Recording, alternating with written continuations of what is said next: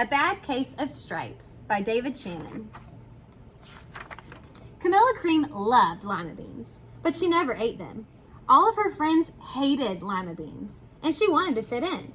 Camilla was always worried about what other people thought of her. Today, she was fretting even more than usual. It was the first day of school, and she couldn't decide what to wear. There were so many people to impress. She tried on 42 outfits, but none seemed quite right. She put on a pretty red dress and looked in the mirror. Then she screamed, "Ah!"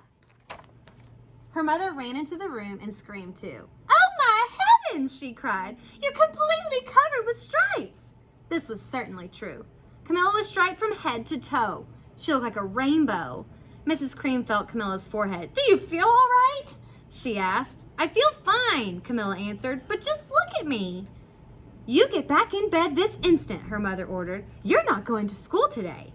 Camilla was relieved. She didn't want to miss the first day of school, but she was afraid of what the other kids would say, and she had no idea what to wear with those crazy stripes. That afternoon, Dr. Bumble came to examine Camilla. "Most extraordinary," he exclaimed. "I've never seen anything like it. Are you having any coughing, sneezing, runny nose, aches, pains, chills, hot flashes, dizziness, drowsiness, shortness of breath, or uncontrollable twitching?" "No," Camilla told him. "I feel fine." "Well then," Dr. Bumble said, turning to Mrs. Cream, "I don't see any reason why she shouldn't go to school tomorrow. Here's some ointment that should help clear up those stripes in a few days. If it doesn't, you know where to reach me." And off he went.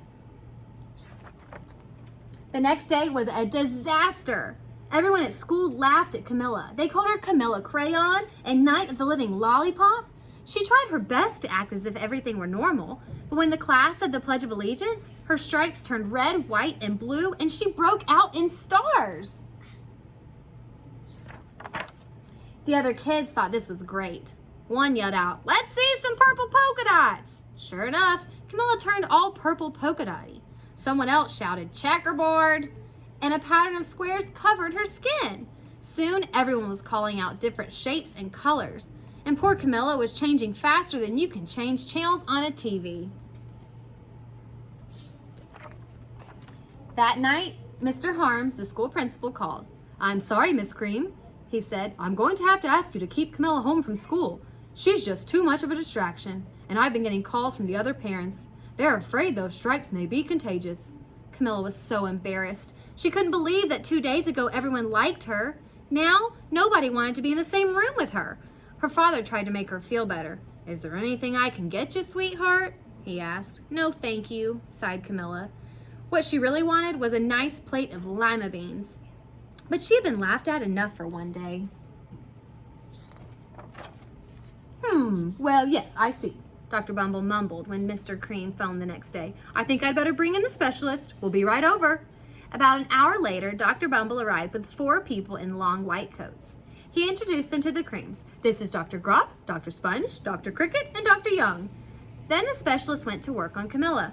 They squeezed and jabbed, tapped and tested. It was very uncomfortable. "Well, it's not the mumps," concluded Dr. Grop. "Or the measles," said Dr. Sponge. "Definitely not chicken pox," put in Dr. Cricket. "Or sunburn," said Dr. Young. "Try these," said the specialist. They each handed her a bottle filled with different colored pills. "Take one of each before bed," said Dr. Grop. Then they filed out the front door, followed by Dr. Bumble. That night, Camilla took her medicine. It was awful. When she woke up the next morning, she did feel different, but when she got dressed, her clothes didn't fit right. She looked in the mirror, and there, staring back at her, was a giant, multicolored pill with her face on it. Dr. Bumble rushed over as soon as Mrs. Cream called, but this time, instead of the specialist, he brought the experts.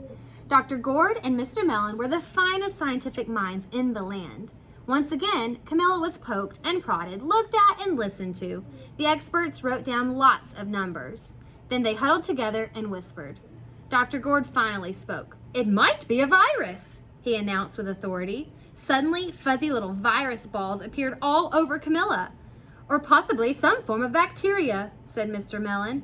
Out popped squiggly little bacteria tails. "Or it could be a fungus," added Dr. Gord. Instantly, Camilla was covered with different colored fungus blotches. The experts looked at Camilla, then at each other. "We need to go over these numbers again back at the lab," Dr. Gord explained. "We'll call you when we know something." But the experts didn't have a clue, much less a cure. By now, the TV news had found out about Camilla. Reporters from every channel were outside her house, telling the story of the bizarre case of the incredible changing kid. Soon, a huge crowd was camped out on the front lawn. The creams were swamped with all kinds of remedies, from psychologists, allergists, herbalists, nutritionists, psychics, an old medicine man, a guru, and even a veterinarian. Each so-called cure only added to poor Camilla's strange appearance until it was hard to even recognize her. She sprouted roots and berries and crystals and feathers and a long furry tail, but nothing worked.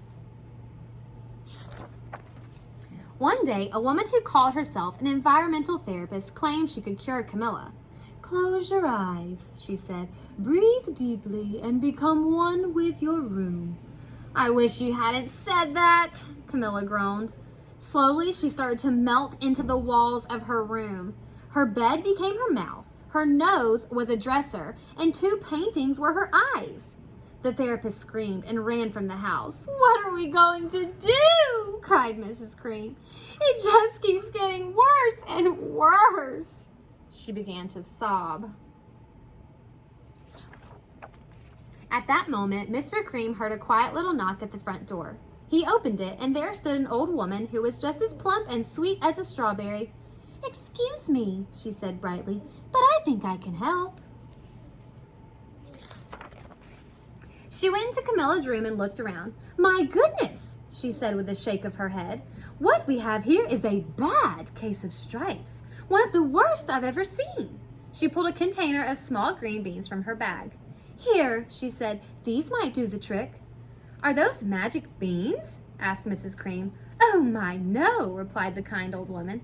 "There's no such thing. These are just plain old lima beans. I'll bet you'd like some, wouldn't you?" she asked Camilla. Camilla wanted a big, heaping plateful of lima beans, more than just about anything, but she was still afraid to admit it. "Yuck," she said.